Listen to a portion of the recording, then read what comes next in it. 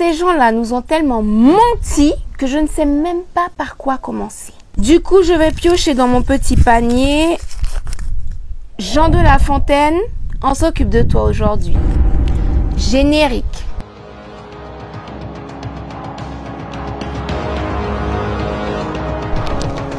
Bienvenue sur Afrique Résurrection, je suis Safia Njoïla, chercheuse en histoire et culture africaine. On en a tous entendu parler, peut-être même que toi on t'a obligé à apprendre une de ces soi-disant fables à l'école. Laisse-moi te dire qu'en réalité, il s'agissait d'un gros plagiat. Ce forceur de La Fontaine, il n'a pas seulement pris une fable, 3 fables, 10 fables qu'il a copiées, c'est des centaines de fables d'Ésope qu'il a carrément recopiées à l'identique et qu'il a servi comme ça à son public pour se faire un nom dans la littérature française. Du coup, permets-moi de te présenter le véritable auteur des fables que tu connais, Ésope. Alors, si tu as entendu parler des fables d'Ésope, on ne t'a pas forcément précisé qu'en fait Ésope était africain. Et on parle pas d'un africain métis type éthiopien, non. On parle d'un africain type soudanais qui était décrit par ses contemporains avec un teint charbon, un nez très large, des lèvres épaisses et des cheveux crépus. Alors Ésope est né et a grandi dans le royaume de Kémet qui est situé dans le sud du continent africain.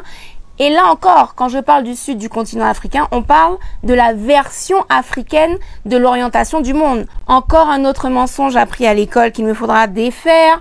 Restez connectés à Afrique Résurrection. Ésope étant très intelligent et très avide de découvrir le monde, il part l'explorer, il quitte le royaume de Kémet vers l'Orient.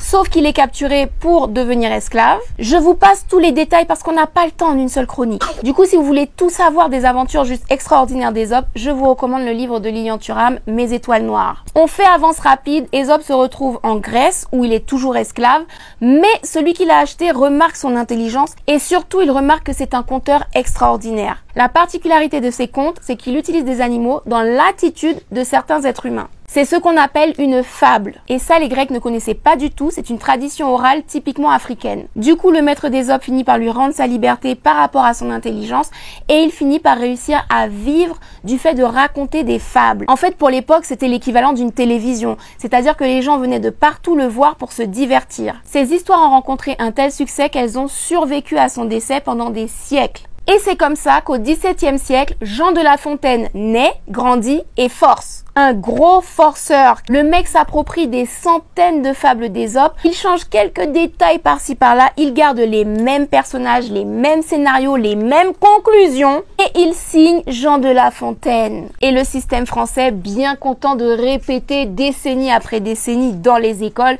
que Jean de La Fontaine est un héros de la littérature française. Garde bien en tête que Ésope a vécu en moins 700 et que Jean de La Fontaine a vécu au XVIIe siècle. C'est-à-dire un écart de 2300 ans. Donc tu te doutes bien qu'à l'époque de Jean de La Fontaine où il n'y avait ni télévision ni internet pour pouvoir exposer le plagiat, eh ben toutes ces signatures de fables sont passées crème et on lui a accordé ce crédit alors qu'en réalité il n'a absolument rien créé. Gad Elmaleh aurait dû vivre au XVIIe siècle. Enfin bref, si tu connais les fables du corbeau et du renard, de la cigale et de la fourmi, du lion et du rat, tout ça n'appartient pas à Jean de La Fontaine mais à Ésope l'Africain.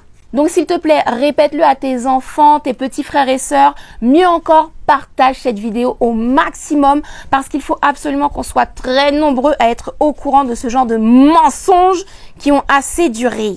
Alors comme tu le vois, j'en ai tout plein d'autres mensonges qui attendent d'être révélés. Donc reste connecté à Afrique Résurrection et on se retrouve très prochainement pour une autre chronique.